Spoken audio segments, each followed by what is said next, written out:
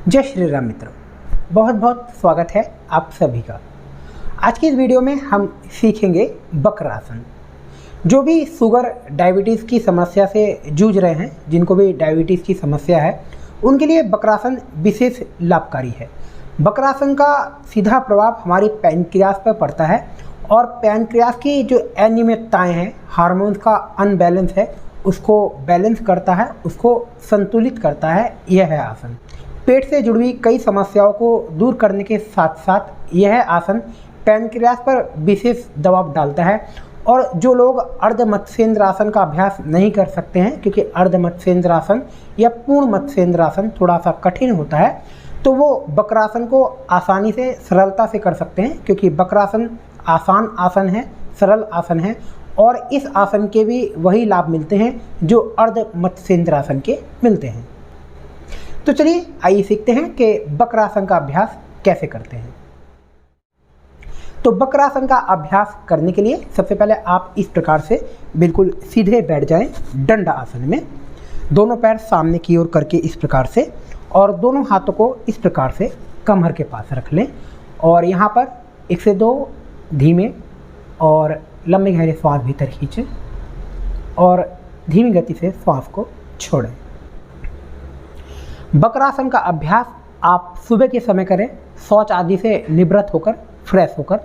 और अगर आप शाम के समय कर रहे हैं तो भोजन करे हुए कम से कम आपको 5 से 6 घंटे हो जाने चाहिए, उसके बाद ही आप वक्रासन का अभ्यास करें। तो वक्रासन का अभ्यास करने के लिए दोनों पैर को बिल्कुल सीधे रखें और यहाँ पर 1 से 2 धीमी और लंबी गहरी श्वास भीतर खींचें। इसके बाद अपने बाएं पैर को इस प्रकार से घुटने से मोड़ें और बाएं पैर को घुटने से मोड़कर दाएं घुटने के पास इस प्रकार से रख लें। आपका घुटना इस प्रकार से मुड़ा रहेगा और जो आपका पैर का पंजा है वो दाएं घुटने के लगभग आसपास रहे। इस प्रकार से अपने पैर को व्यवस्थित करें।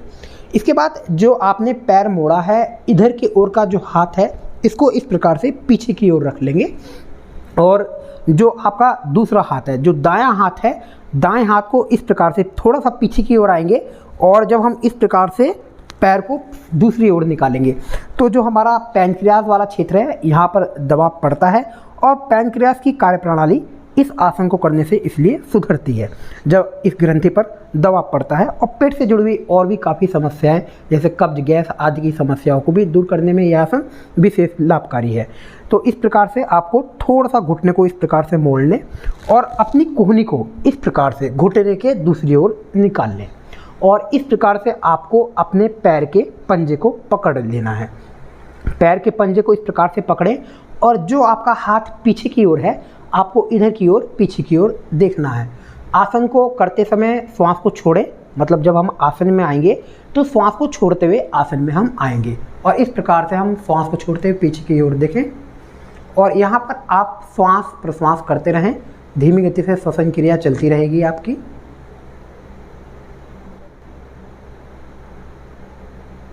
और इसके बाद धीरे धीरे आसन को खोलें, आसन से वापस आ जाएं।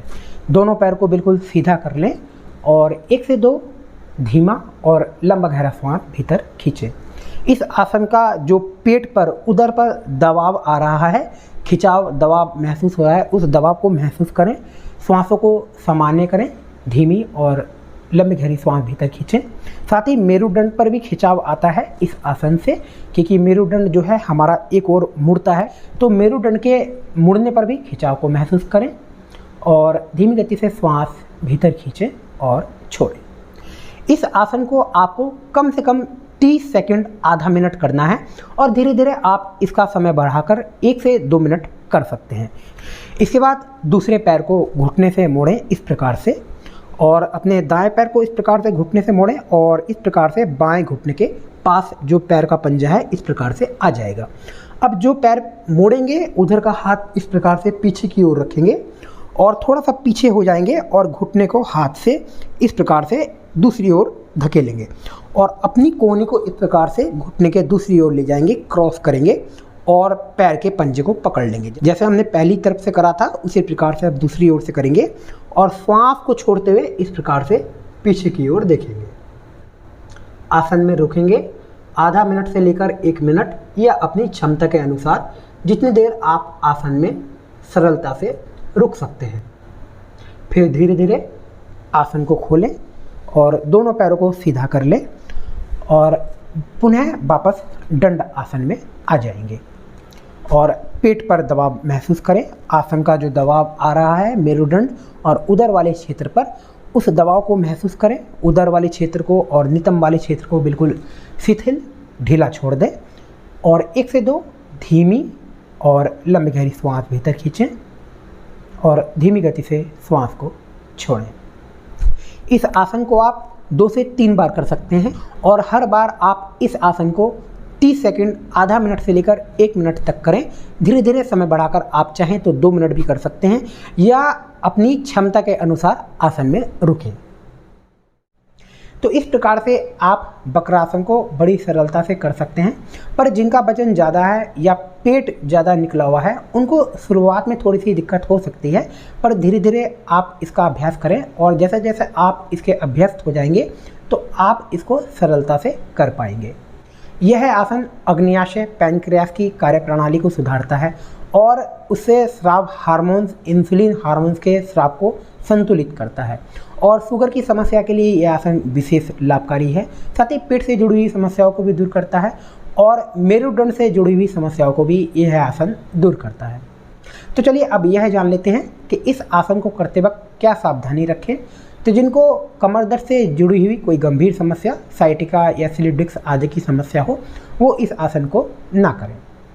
तो आशा करता हूँ मित्रों कि आज की इस वीडियो में वक्रासन के विषय में दी गई जानकारी आपको पसंद आई होगी। चैनल को लाइक शेयर सब्सक्राइब करते रहिए। मैं मिलता हूँ आपको फिर से एक नई वीडियो में एक नए यौगिक अभ्यास के साथ। जय श्री राम।